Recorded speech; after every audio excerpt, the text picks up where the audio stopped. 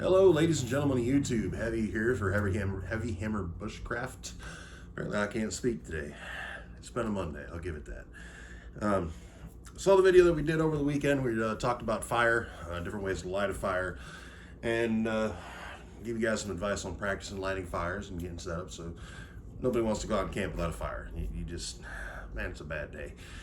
But going hand in hand with fires is, well, another good thing that makes a bad day if you don't have it, and that's cooking. You can bring all sorts of meals with you, the MREs, the prepackaged freeze-dried stuff. Hell, you can carry canned goods with you. Just about anything you can think of, you can cook in the bush. I mean, if you want to bring a steak out with you, steak and potatoes, you can do that. Me and Hammer actually did that the last time we went out. I brought some little cube steaks with us. He brought some new potatoes, and we had, steak and potatoes for supper. But you need a way to cook that. You got the fire, so you got heat, and you've got your cup. Now, a cup is good if you're heating up stew or, like a canned good, something like that. Or you can just heat it up in the can. It does work rather well. But you can't cook anything really much more substantial than canned goods in your cup. So, you need to look into getting a cook set. A cook set's not something you need.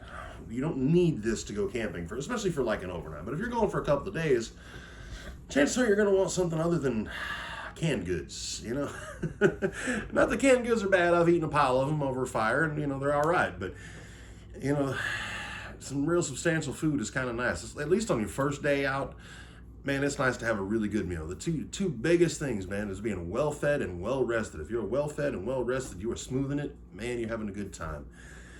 As long as you got those two covered. So, I've said it before, I will continue to say it until the day I die. I am cheaper than a free movie ticket. I don't like spending lots of money on stuff if I don't have to. And I will buy the best quality for the least price that I can possibly buy. So, what I recommend, no, I have not used this one yet.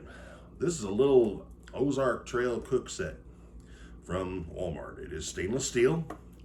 It is a couple of different pieces. You got your pan, so you can cook, which does have a lid, and it doubles as a plate, so you can eat off of it. It's got this little cup, which honestly I usually just throw away. I mean, that's not a cup. That's a shot glass. But it does come with a pot. I'm not a huge fan of the pot because it does have this square bail on it. I much prefer a round bail. And it looks like I'm going to put one on it too. Fancy! I've actually had this for about 2.5 years. I've not had the opportunity to use it because right after I bought it, I got an invitation to actually buy a really nice coated aluminum cook set at a discount. So that's kind of what I use in my kit. But I have eaten many, many meals off of these. The pot is much less important to me than the pan. If you've got this pan, you can pretty much cook anything you need to cook. You can fry eggs, you fry a couple steaks, some potatoes, whatever you want to do. And the plate gives you the lid. Now the lid doesn't snap on, it won't stay on by itself. It does, well, it actually kind of sealed up that time, but usually this thing will fall right off.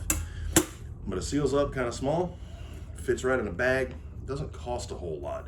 And it's stainless steel, so it's a good piece of cook kit. It's gonna last you. There are debates about, different cooking materials. Sorry, the air conditioner came on and that's loud. Everybody swears these days by titanium. Is it a good material? Yes. Is it cheap? No.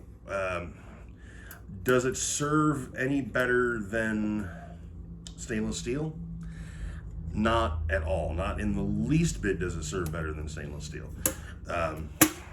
Stainless steel heats more evenly, in my opinion, and it's easier to season, in my opinion. Now, that being said, stainless steel is heavier than titanium. Not by a huge, gross, enormous amount, but it is definitely heavier than titanium. So, there is that to consider. I want a nice meal. I don't care if I have to carry an extra 4 to 6 ounces to cook it in, okay? I really don't. 4 to 6 ounces is not enough weight for me to argue over, and that's generally the weight of your average cook set, difference between titanium and stainless.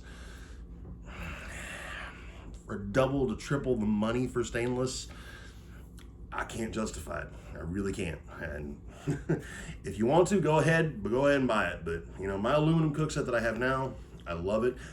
people hate aluminum. People say that, you know, the aluminum will leach into your foods and you'll end up with Alzheimer's, and it's actually been scientifically proven wrong.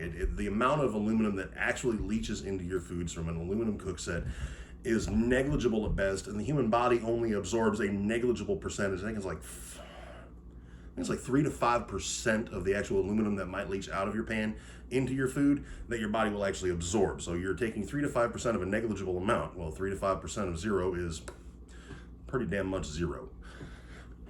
Plus, mine is coated. You know, they are a little more expensive as well because they are lighter weight, and they're not as durable as stainless. Stainless is pretty much the option for durability. If you want a cook set you can beat the crap out of, stainless steel is the way to go.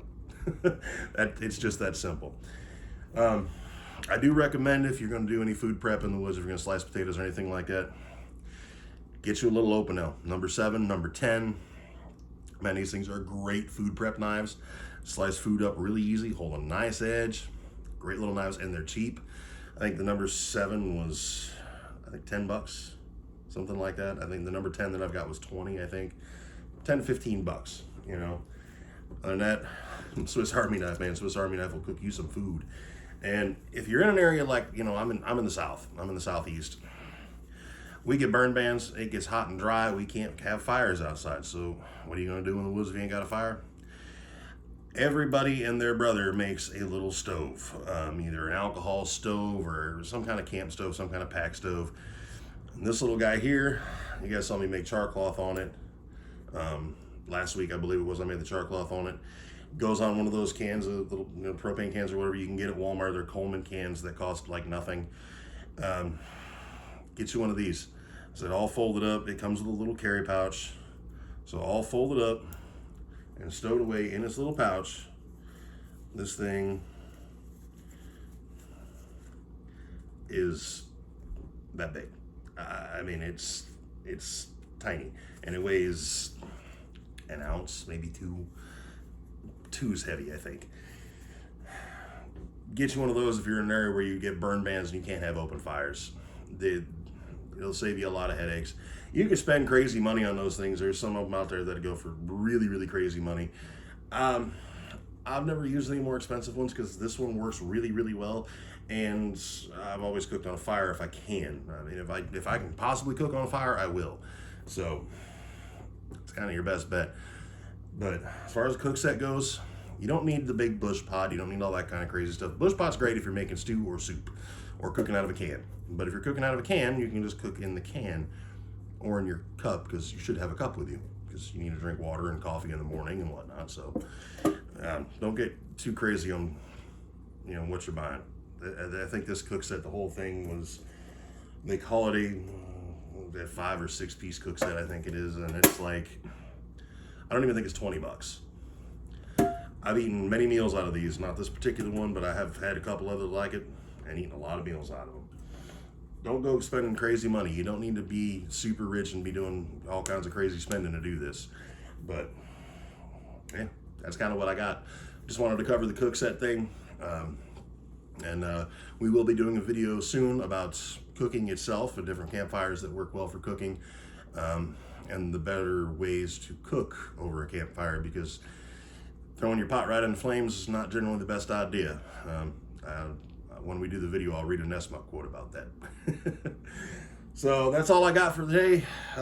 This video will be up on Wednesday morning at 8 o'clock as usual, and I am going to try to have one up for Sunday morning as well this week. That one may be a bit of a stretch because we've had a bit of a busy schedule this week, but I'm going to see what we can do, see if we can get together and do a video for you guys Sunday morning. But that's it. That's all I got. Hope you guys have learned something. Hope you guys found it valuable, and we'll see you in the woods.